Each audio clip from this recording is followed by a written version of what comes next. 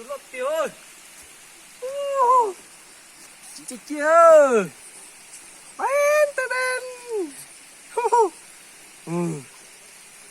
tiêu có mua tập phê tôi không tiêu tiêu Rong plạt kỳ hả? con đọc thôi Tôi tụi có tiếng đâu mà. wow ôi chụp về lo tới luôn nữa mà nói thấy chết tiêu chưa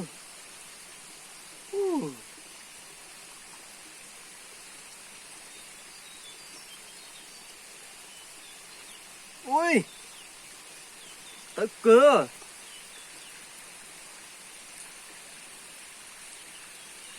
tuổi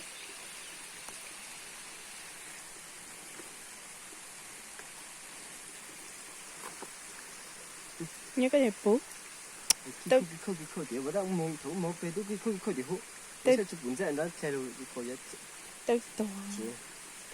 Mà tôi có tiếng tôn cho ai. có tôi tự cũng xuống dây Ừ, cả tụ.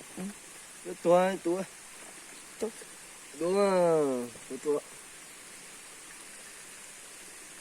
nè ôi lọt tiêu Đang làm chơi thiếu. một bọc gì đó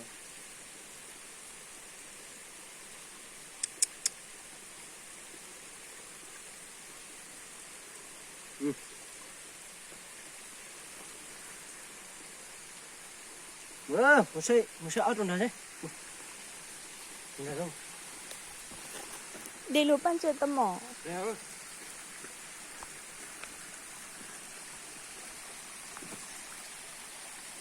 xe thì để nó hết rồi đó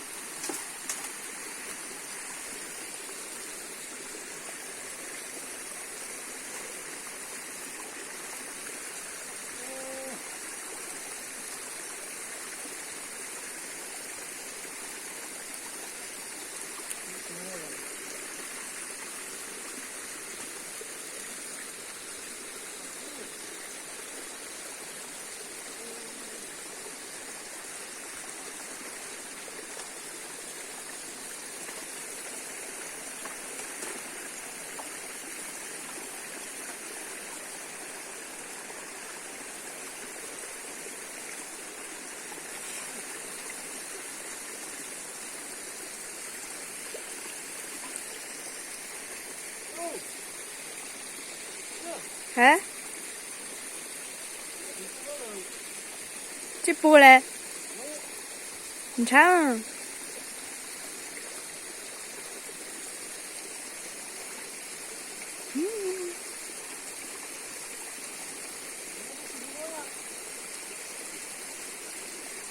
Khi cho chỗ hồ, khi cho chỗ ô